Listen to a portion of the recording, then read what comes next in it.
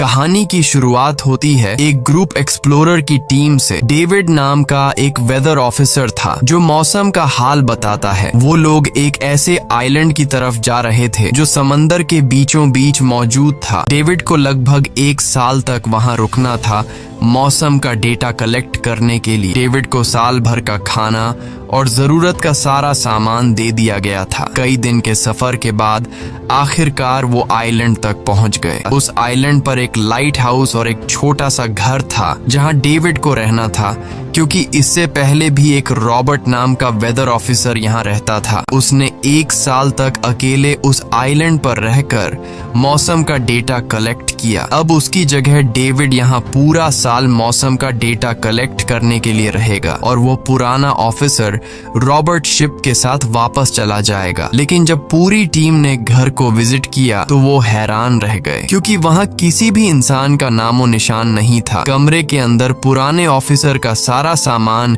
यहाँ वहाँ बिखरा पड़ा था। कैप्टन और डेविड बिना वक्त गंवाए लाइट हाउस की तरफ बढ़ते हैं और वो सब वहाँ एक अजीब नजारा देखते हैं। वो देखते हैं कि पूरा लाइट हाउस तेज और नुकीले लकड़ियों से घिरा हुआ था, जैसे किसी ने जानबूझकर उसे बंद कर दिया हो। जिसके बाद कैप्टन और डेविड ने लाइट हाउस का गेट कई बार नॉक किया, लेकिन अंदर से कोई रिस्पॉन्स नहीं मिला। आखिर में उन्होंने गेट को जोर से धक्का दिया और अंदर घुस गए। लाइट हाउस के अंदर उन्हें एक आदमी मिला जिसका नाम ग्रूनर था। जब उन्होंने ग्रूनर से पुराने वेदर ऑफिसर रॉबर्ट के बारे में पूछा तो उसने जवाब दिया कि वो तो मर गया है। ग्रूनर की बातें सुनकर डेविड और कैप्टन दोनों चौंक गए। ये सब सुनने के बाद कैप्टन ने डेविड से कहा, अगर तुम अब भी चाहो तो हमारे साथ वापस चल सकते हो। लेकिन डेविड ने वापस जाने से इनकार कर दिया। डेविड ने सोचा अगर वो सरकार को उस आइलैंड का एक्यूरेट वेदर रिपोर्ट दे पाया तो उसे काफी मोटी रकम मिल सकती है। और कैप्टन ने डेविड से कहा कि ये जगह मुझे सेफ नहीं दिखाई दे रही, अपना ख्याल रखना। इसके बाद उसे वहीं पर छोड़कर वो सब वापस चल दिए और अब ये दोबारा वापस 1 साल बाद आएंगे। कैप्टन के जाने के बाद डेविड ने घर को थोड़ा सेटल किया। रात होने के बाद उसे ड्रॉर में एक डायरी मिली जो पुराने वेदर ऑफिसर रॉबर्ट की थी। उस डायरी में आइलैंड के बारे में बहुत कुछ लिखा था। डायरी में एक मिस्टीरियस क्रीचर के बारे में कुछ बातें लिखी गई थी, लेकिन सब कुछ साफ नहीं था। डेविड हर लाइन को ध्यान से पढ़ता गया। उस डायरी में कुछ अजीब तरह के जानवरों के स्केचेस भी बने थे। डेविड को समझ नहीं आया उसने ऐसी पिक्चर्स क्यों बनाई थी। डायरी के एक पेज पर पुराने ऑफिसर के वाइफ की फोटो भी लगी थी। डेविड वह डायरी पढ़ते पढ़ते थक गया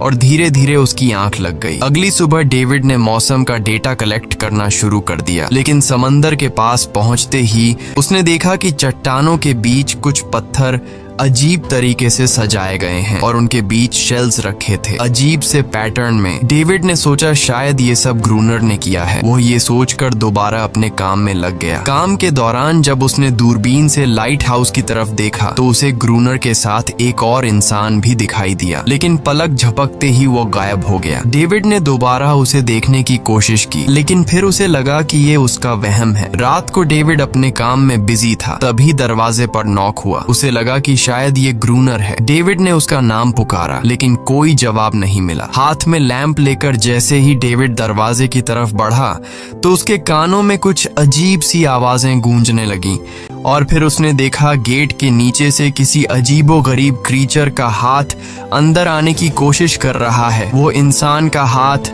बिल्कुल भी नहीं था। ये देखकर डेविड के पांव तले जमीन ही खिसक गई। वो तुरंत बेसमेंट की तरफ भागा और वहां जाकर छुप गया। कुछ ही देर में वो मिस्टीरियस क्रीचर घर के अंदर घुस चुकी थी। वह छुप छुप कर डेविड को ढूंढ रही थी और डेविड बेसमेंट के एक छोटे से दरार से उसे देखने लगा। डेविड की हलचल से उस क्रीचर ने डेविड को देख लिया, जिसके बाद वो क्रीचर डेविड को मारने के लिए तेजी से उसकी तरफ भागा और दरार से उसे पकड़ने की कोशिश करने लगा। तो डेविड ने खुद को बचाने के लिए फौरन चाकू उठाकर उसकी आंख में दे मारा। वो क्रीचर चीख के भाग गई, लेकिन वो कभी भी वापस आ सकती थी और डेविड के दिमाग में ये बात कंफर्म हो गई कि जो डायरी में क्रीचर के बारे में बात लिखी थी वह सच है। अगली सुबह जब डेविड घर से बाहर गया तो उसने रेत पर कुछ पैरों के निशान देखे जो किसी इंसान के बिल्कुल भी नहीं थे। वो निशान सीधे समंदर की तरफ जाकर खत्म हो गए थे। अब डेविड को सब समझ आ गया था कि क्यों ग्रूनर ने लाइट हाउस के चारों ओर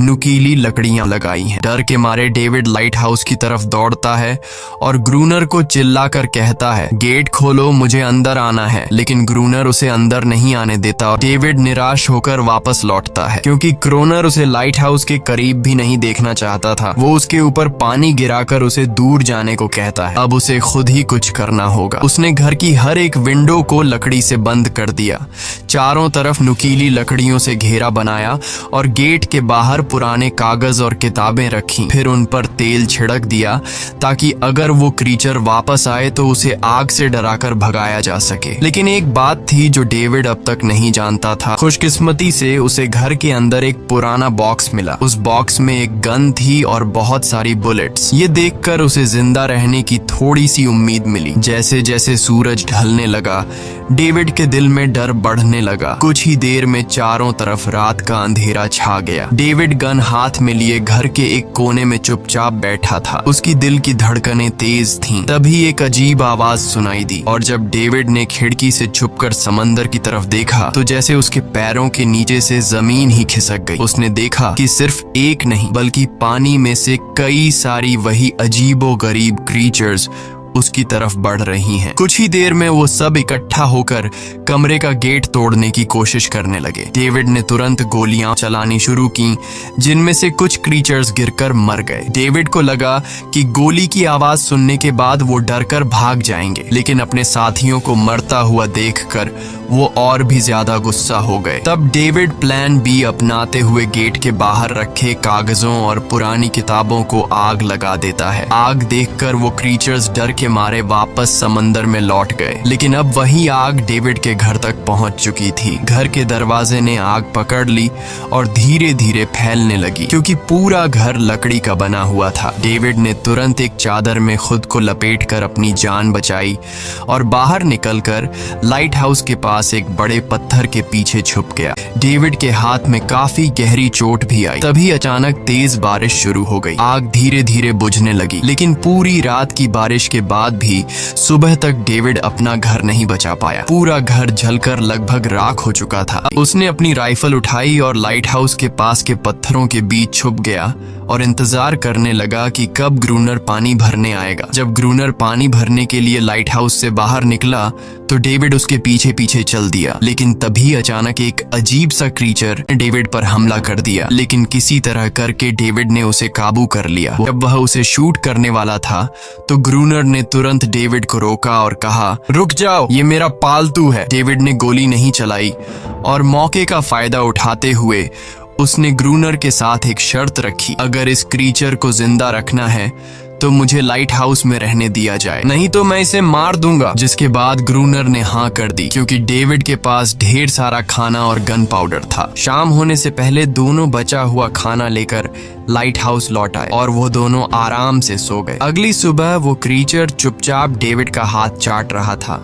जब डेविड नींद से जागा तो उसने देखा कि इस क्रीचर के चाटने की वजह से उसका हाथ पूरी तरह से ठीक हो चुका है। ये सब देखकर डेविड हैरान हुआ। डेविड अब क्रोनर से इस क्रीचर के बारे में और जानना चाहता था और डेविड ने सोचा, अगर इस क्रीचर का राज दुनिया के सामने हम लाते हैं तो डेविड और क्रोनर दोनों बहुत सारा पैसा और नाम कमा लेंगे। लेकिन क्रोनर को ये सब नहीं चाहिए था। वो इस आइलैंड से कहीं नहीं जाना चाहता था। लेकिन डेविड को ये समझ नहीं आ रहा था कि ये अजीब सी क्रीचर क्रोनर की फालतू कैसे बनी। तो क्रोनर ने बताया कि एक बार क्रोनर ने उसकी जान बचाई थी। वो गलती से उसके फिशिंग नेट में फंस गई थी। तब ये क्रीचर छोटी थी और उस दिन के बाद से वो क्रोनर के साथ ही रह गई। उसकी हर बात माननी शुरू कर दी। लेकिन क्रोनर एक सख्त इंसान था। वो इस क्रीचर के साथ बहुत बुरा बर्ताव करता था। क्रोनर ने बताया कि एक बार इस क्रीचर ने मुझ पर हमला भी किया था और उसके बदले में क्रोनर ने उसे ऐसी सजा दी कि उस सजा के बाद वो क्रीचर अपने आप को क्रोनर की गुलाम समझने लगे। वो क्रीचर्स दिन के उजाले में अटैक नहीं कर सकते क्योंकि सूरज की रोशनी उनकी स्किन जला देती है। डेविड अब यहाँ और नहीं रहना चाहता था। वो किसी तरह से आइलैंड से अपनी जान छुड़ाना चाहता था। खैर, शाम होने लगी और क्रोनर ने उससे कहा, गन लेकर रेडी हो जाओ क्योंकि वो क्रीचर्स कभी भी हमला कर सकते हैं। वो लाइट हाउस की लाइट ऑन करने के लिए तैयार हो गए और कुछ ही देर में समुद्र से बड़ी संख्या में क्रीचर्स निकलकर बाहर आ गए। वो लाइट हाउस की तरफ बढ़ते जा रहे थे। क्रोनर उन पर लगातार फायर करता जा रहा था, लेकिन डेविड पूरी तरह से डर गया था। वो लाइट हाउस के अंदर की तरफ आने लगा। क्रोनर के बार बार कहने के बावजूद वो बस एक कोने में चुपचाप बैठा रहा और कुछ ही देर में डेविड बेहोश हो गया। क्रोनर पूरी रात अकेला इन क्रीचर्स से लड़ता रहा। अगली सुबह क्रोनर ने गुस्से में डेविड के मुंह पर पानी डालकर उसे उठाया और कहा, अगर तुम्हें जिंदा रहना है तो इनकी जान लेनी होगी, नहीं तो तुम्हें लाइट हाउस से निकाल दिया जाएगा और तुम्हें मेरी हर बात माननी होगी। रोजाना पानी भर कर लाना, लाइट हाउस के छोटे बड़े काम करना और रात को मेरे साथ गार्ड ड्यूटी भी करनी होगी। अब डेविड के पास दूसरा कोई ऑप्शन नहीं था। इसी वजह से ये सब करना उसकी मजबूरी बन गया। डेविड अब क्रोनर की हर बात मानने लगा। रात होती है, दोनों फिर से गार्ड ड्यूटी के लिए तैयार हो जाते हैं और एक बार फिर वो क्रीचर समुद्र से निकलकर बाहर आते हैं। लेकिन आज डेविड को डर नहीं लग रहा था। उसने क्रीचर पर फायरिंग शुरू की, मगर आज क्रोनर कुछ भी नहीं कर रहा था। वो डेविड को बाहर छोड़कर लाइट हाउस का गेट बंद कर देता है और खुद चुपचाप अंदर बैठ जाता है ताकि डेविड खुद सीख सके कि इन क्रीचर्स से कैसे लड़ा जाता है। इसी तरह डेविड को लड़ते लड़ते वो रात कट जाती है और सुबह हो जाती है। सुबह क्रोनर ने देखा कि डेविड लाइट हाउस के गेट के बाहर खून में लथपथ बैठा था। अब उसने सीख लिया था कि इन क्रीचर्स से कैसे लड़ना है। इसी तरह समय गुजरता गया, रातों को इन क्रीचर्स से लड़ते हुए और दिन भर क्रोनर के लाइट हाउस के काम संभालते हुए। वो हर वक्त सोचता रहता था कि कब ये जगह छोड़कर आजादी की सांस लेगा। समय के साथ साथ डेविड का उस फीमेल क्रीचर के साथ एक अजीब सी दोस्ती बन गई थी। डेविड को उसके लिए अब बुरा लगने लगा था। अब उसे समझ आया कि अपने लोगों को छोड़कर अकेला रहना कितना मुश्किल होता है। शायद वो क्रीचर भी कुछ ऐसा ही महसूस करती थी। डेविड ने उस क्रीचर को एक नाम भी दिया, अनारियस। इसी तरह से दिन गुजरते गए और फिर एक दिन उन्होंने देखा कि इन क्रीचर्स के अटैक्स धीरे धीरे कम हो रहे हैं। कुछ और दिन ऐसे ही गुजर गए। एक रात डिनर के बाद क्रोनर और डेविड ने टाइम पास के लिए चेस खेलना शुरू किया, लेकिन यहीं पर क्रोनर से एक बड़ी गलती हो गई। वो दोनों खेल में इतने उलझ गए कि लाइट हाउस की लाइट्स ऑन करना ही भूल गए। अंधेरे का फायदा उठाकर क्रीचर्स ने उन पर अटैक कर दिया। डेविड ने देखा कि क्रीचर्स की संख्या इतनी ज्यादा थी कि दो लोग मिलकर भी ज्यादा देर तक नहीं लड़ सकते थे और इस बार उनके पास कोई प्लानिंग भी नहीं थी। गन्स की बुलेट्स भी ऑलमोस्ट खत्म हो चुकी थी। किसी तरह बचते बचाते वो लाइट हाउस के टॉप तक पहुंच गए, लेकिन इस बीच क्रोनर के पैर में गहरी चोट आ गई। जैसे ही सूरज धीरे धीरे उभरता है, वो क्रीचर्स लाइट हाउस छोड़कर समुद्र में वापस चले जाते हैं। कड़कती धूप निकलने के बाद एनेरियस क्रोनर के जख्म को ठीक करने की कोशिश करती है, लेकिन अब तक डेविड को समझ आ चुका था कि वो इन क्रीचर्स के साथ ये लड़ाई जीत नहीं सकते। लकीली अगले दिन जब डेविड लाइट हाउस के बाहर इधर उधर घूम रहा था तो उसने समुद्र में एक जहाज देखा। वो जल्दी से अंदर से फ्लेयर गन लाया और जहाज को सिग्नल देने गया, लेकिन क्रोनर ने उसे रोक दिया क्योंकि वो नहीं चाहता था कि डेविड यहाँ से जाए। उसी वक्त अनारियस ने क्रोनर पर हमला कर दिया। वो डेविड को क्रोनर से बचाना चाहती थी। क्रोनर किसी को भी ये आइलैंड छोड़ने नहीं देना चाहता था। ये आइलैंड उसकी अपनी दुनिया थी जहाँ वो एक किंग की तरह रहता था। वो डेविड को भी जाने नहीं देना चाहता था। इतने समय से अकेला रहने के बाद अब उसके पास कोई था जिससे वो बात कर सकता था, और अगर डेविड उस शिप में वापस चला गया तो वो वहाँ जाकर सबको एनेरियस और उनके बारे में बता देगा। इसलिए अब डेविड यहाँ से नहीं जा सकता। अब उसके पास कुछ भी करने को नहीं था। कुछ और दिन ऐसे ही बीत गए। क्रोनर अब भी डेविड और अनारियस दोनों के साथ बुरा बर्ताव कर रहा था, लेकिन अनारियस को वो खास तौर पर मारता था जो डेविड को बिल्कुल पसंद नहीं था। एक दिन डेविड ने अनारियस को एक छोटी टॉय बोट गिफ्ट में दी जो उसने किसी मछली की हड्डी से बनाई थी, लेकिन जब अनारियस ने उस बोट को देखा तो वो डेविड को आइलैंड के एक ऐसे कोने में ले गई जहाँ सचमुच एक असली बोट रखी थी। जब डेविड ने इस बोट के बारे में क्रोनर से पूछा तो उसने कहा हाँ, उसे पहले से पता था कि आइलैंड के इस हिस्से में एक बोट है। क्रोनर कहता है कि कुछ लोग इस आइलैंड तक बोट के जरिए अपनी जान बचाने आए थे, लेकिन सुबह होने से पहले उनमें से कोई भी जिंदा नहीं बचा। सबको इन क्रीचर्स ने मार दिया। वो सब शिप में गोला बारूद ले जा रहे थे, लेकिन समुद्र में आए तूफान की वजह से उनका शिप इसी आइलैंड के पास डूब गया। ये सब सुनते ही डेविड के दिमाग में एक आइडिया आया। उनके पास एक डाइविंग सूट जैसा कुछ था। डेविड ने कहा कि अगर हम दोनों में से कोई उस सूट को पहनकर समुद्र के उस हिस्से में जाए जहां वो शिप डूबी थी, तो हो सकता है उन्हें कुछ बुलेट्स या डायनामाइट मिल जाए जिससे इन क्रीचर्स से लड़ना आसान हो जाए। लेकिन क्रोनर ने इस बात को मानने से इनकार कर दिया, पर डेविड अपनी जान को खतरे में डालकर ये काम करने को तैयार था। कुछ और दिन ऐसे ही गुजर गए। डेविड और अनारियस के बीच एक गहरा कनेक्शन बन गया। डेविड उसे पसंद करने लगा था। इन दोनों को रोमांस करते हुए ये सब क्रोनर ने चुपके से देख लिया। क्रोनर को लगा कि अनारियस उसे छिन जाएगी, इसलिए डेविड को रास्ते से हटाना पड़ेगा। अगले दिन क्रोनर खुद डेविड की बात मानने को तैयार हो जाता है। वो डेविड से कहता है, ठीक है, तुम सूट पहनकर नीचे पानी में जाओगे और वहाँ ढेर सारा RDX कलेक्ट करोगे, फिर मैं तुम्हें बोट से ऊपर की तरफ खींच लूंगा। लेकिन क्रोनर का असली इरादा कुछ और ही था। वो चाहता था कि डेविड उसकी मदद से समुद्र के नीचे रखे डायनामाइट के बॉक्सेस वापस सरफेस तक ले आए और उसके बाद उसे वही समंदर में अकेला छोड़ दे ताकि वो क्रिएचर्स उसे मार दें। इस तरह डायनामाइट भी उसके पास आ जाएगा और अनारियस फिर से उसकी गुलाम बन जाएगी। वो दोनों बोट में बैठकर उस जगह पहुंच गए जहां शिप पानी में डूबा था। डेविड ने डाइविंग सूट पहना और समंदर के नीचे उतर गया। नीचे जाने के बाद डेविड ने देखा कि शिप पूरी तरह तबाह हो चुकी है, लेकिन उसकी किस्मत अच्छी थी कि उसे कुछ डायनामाइट के बॉक्स मिल गए। लेकिन तभी अचानक कुछ क्रिएचर उसके सामने आ गए। क्रिएचर्स को देखते ही डेविड घबरा गया और नीचे गिर पड़ा। वो डाइविंग सूट इतना भारी था कि वह हिल भी नहीं पा रहा था और डेविड क्रोनर को ऊपर सिग्नल भी नहीं भेज पाया। क्रोनर को लगा कि शायद वह क्रिएचर्स डेविड को मार चुके हैं, लेकिन असल में वो तो सिर्फ 2 छोटे बच्चे थे। डेविड ने जैसे तैसे करके अपना डाइविंग सूट वहीं छोड़ दिया और ऊपर सतह तक खुद को पहुंचाया। उन्हें वहां कुछ पुराने बॉक्स मिले जिनमें डायनामाइट था। इसके बाद यह दोनों काम पर लग गए। उन्होंने लाइट हाउस के आसपास 2 लेयर्स में डायनामाइट बिछा दिया ताकि जब अगला हमला हो तो वे मॉन्स्टर्स को एक ही बार में खत्म कर सकें। कुछ महीने बीत गए और बर्फबारी का मौसम आया, लेकिन एक बार फिर वो क्रिएचर्स गायब हो गए। अचानक से अटैक बंद हो चुके थे, जैसे क्रिएचर्स को खबर मिल गई हो कि उनके लिए जाल बिछाया गया है, इसीलिए अब वो अटैक नहीं कर रहे थे। क्रोनर को लगा कि शायद अनारियस ने उन क्रिएचर्स को खबरदार कर दिया है, जिसकी वजह से वो अनारियस पर जुल्म करने लगा, लेकिन डेविड ने उसे रोक लिया। आखिर में दोनों ने मिलकर एक नया प्लान बनाया, लाइट हाउस का मेन गेट खुला छोड़ने का, ताकि जैसे ही वो क्रिएचर्स पास आए डायनामाइट से उन सबको उड़ा दिया जाए। डेविड ने चालाकी से काम लेते हुए अनारियस को लाइट हाउस के टॉप पर चीखने को कहा। एनारिस की आवाज सुनते ही सभी क्रिएचर्स गुस्से से भड़क उठे। क्रिएचर्स ने जब देखा कि लाइट हाउस का मेन गेट खुला हुआ है तो उन्हें लगा कि यह अच्छा मौका है अनारियस को छुड़ाने का, लेकिन असल में यह उनके लिए एक चाल थी। कुछ ही देर में वह क्रिएचर समंदर से बाहर निकलने लगे। वे सीधे मेन गेट की तरफ बढ़े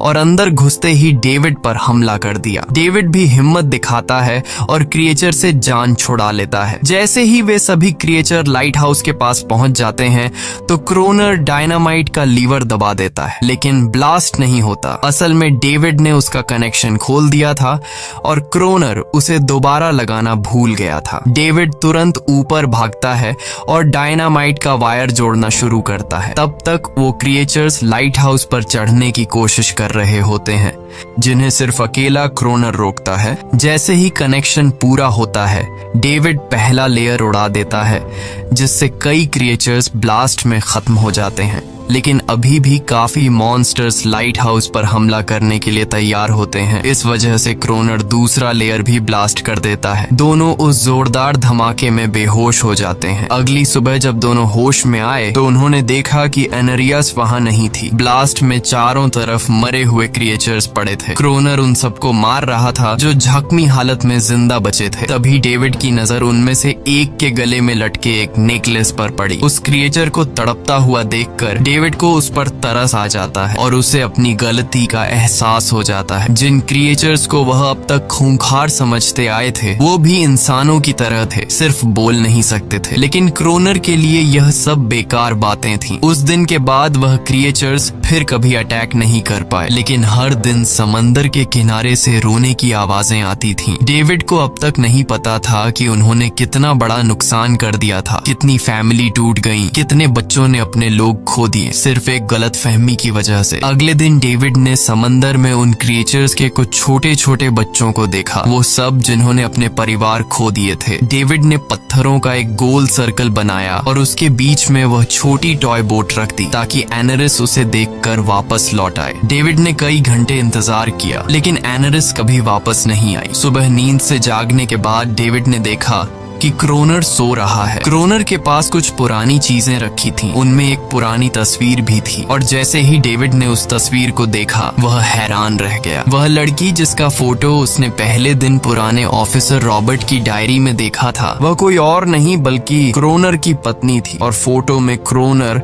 उसके साथ खड़ा था। असल में 1 साल पहले आए वेदर ऑफिसर रॉबर्ट मरा नहीं, बल्कि उसने अपनी पहचान बदल दी थी, यानी क्रोनर ही वेदर ऑफिसर रॉबर्ट है। बस उसने अपना नाम बदल लिया था क्योंकि अब वह कभी इस आइलैंड को छोड़ना नहीं चाहता था। ये सब देखकर डेविड ने भी यह उम्मीद छोड़ दी कि वह कभी इस आइलैंड से जा पाएगा। अगले दिन शाम को जब डेविड समंदर के किनारे गया, उसने देखा कि उस सर्कल में रखी छोटी बोट अब वहां नहीं थी, लेकिन उसी जगह पर उसने एक क्रीचर का छोटा सा बच्चा देखा जिसके हाथों में वह बोट थी। डेविड ने अपने हाथ में जलती हुई लकड़ी को उस सर्कल के बीच में फेंक दिया ताकि वह दिखा सके कि उसका इरादा लड़ने का नहीं है और उसे किसी को खतरा महसूस न हो। वह उनके साथ दोस्ती करना चाहता था। कुछ ही देर बाद समंदर की लहरों से एनेरिस निकलती है और उसके पीछे पूरा क्रीचर्स का ग्रुप भी समंदर से बाहर आता है, लेकिन इस बार कोई भी डेविड पर अटैक नहीं करता क्योंकि वे भी अब शांति चाहते हैं। उनका इरादा सिर्फ एक सुरक्षित जगह पाने का था अपने बच्चों के लिए। लेकिन तभी वहां क्रोनर हाथ में बंदूक लिए पहुंच जाता है। क्रोनर को लगता है